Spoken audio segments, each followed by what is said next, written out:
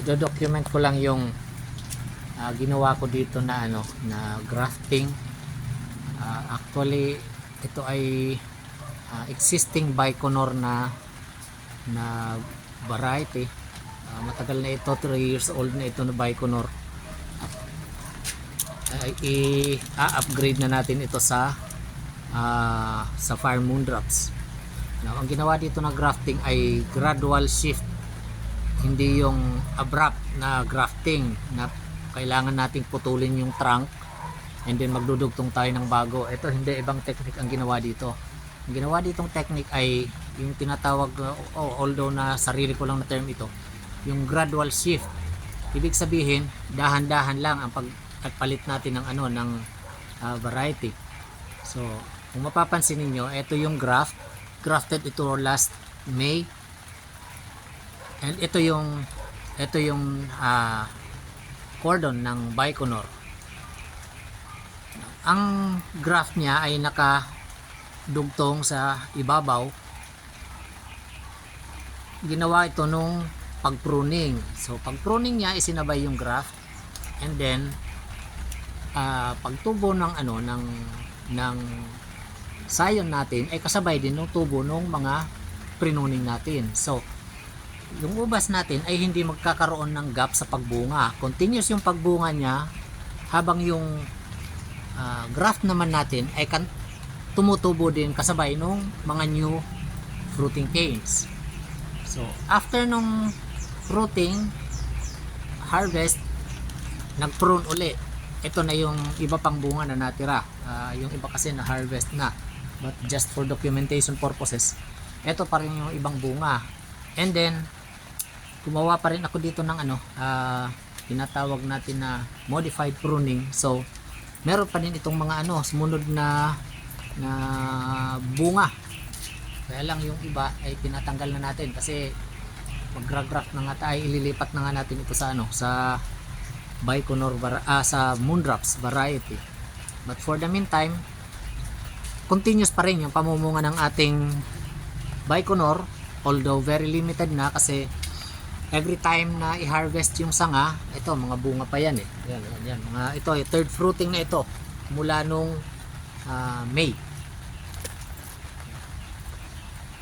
Every time na tayo na i-harvest yung bunga doon sa sanga, ay nagpuputol na, tinatanggal na natin yung old na vines ng Baikonur. In fact, yan na yung mga tinanggal kanina. Second batch na ng pagtanggal. So ang natitira na lang, konti na lang na sanga ng Baikonur, yung may mga bunga pa, and then later on ipuputol natin yung main na cordon ng Baikonur, maiiwan na yung cordon ng Sapphire Moondrops. Ito na yung Sapphire Moondrops nasa ibabaw. Siguro ito ay kumbaga parang kung sa electrical ay naka-series. Yan. Ito yung Baikonur sa baba. Ito yung Sapphire Moondrops nasa taas. So kung mapapansin ninyo, in 4 months time, ayan, ito na, ganyan nakalaki yung nakagraft na Moondrops, almost similar na sa cordon ng Baikonur. 2 meters yung ginawa ko dito na cordon, and then yung fruiting canes ay 22 na fruiting canes all in all. So ito, Baikonur ang ginamit ko na rootstock kasi ang Baikonur ay napaka vigorous grower at saka almost yung characteristics na hinahanap natin sa isang rootstock ay present sa Baikonur. And another thing, yung Baikonur, kunyari hindi successful yung yung graft mo dito sa Moondrops, hindi maganda yung resulta, pwede mo uling i-cut yung Moondrops, buhay uli yung Baikonur. So hindi ka problema na kunyari nagdugtong ka sa doon mismo sa ibang variety na rootstock, yun ay purely rootstock. Kung hindi maganda yung resulta, puputulin mo uli, tapos another dugtong. Eto hindi ka na magdudugtong. Kung hindi maganda yung outcome ng ng moondrops, puputulin lang natin yung moondrops, buhay uli si Baikonur. So after 4 to 5 months, maximum of 6 months, mamumunga na uli, Baikonur siya uli. So meron tayong reserba. Yan ang isa sa kagandahan na Baikonur ang ginamit na na rootstock. So ito ay single cordon lang ito. Single cordon, 2 meters na single cordon system. And then ang ginawa ko dito na fruiting canes ay 22 na fruiting canes, although na baka magbawas pa rin ako nito bago mag-pruning. But for the meantime, hindi muna ako nagbabawas ng ibang fruiting canes kasi ang moondrops ay very prone sa bull cane, yung pagiging bull cane ng kanyang mga fruiting canes.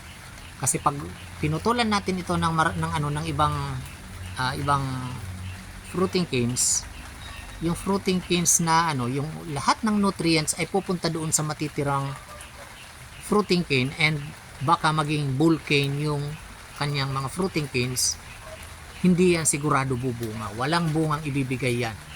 So ito ang isang dahilan kung bakit ganito ang ginawa ko na na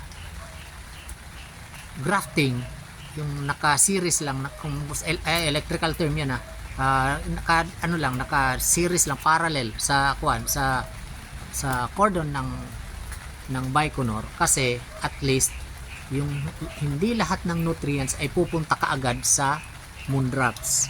So at least yung yung fruiting canes natin ay makokontrol yung kanyang paglaki, hindi biglaan, kasi sobrang lumaki ang bilis lumaki ng bull cane ng fruiting canes ng moondrops, at napakataas ng kanyang percentage na nagkakaroon ng bull cane.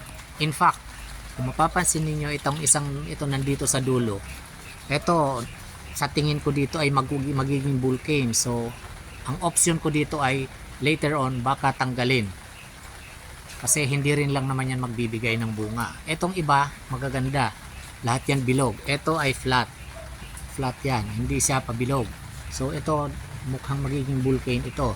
Etong iba mga pabilog siya. Pag pabilog ang fruiting canes ng moondrops, mataas ang possibility na magbibigay ng bunga.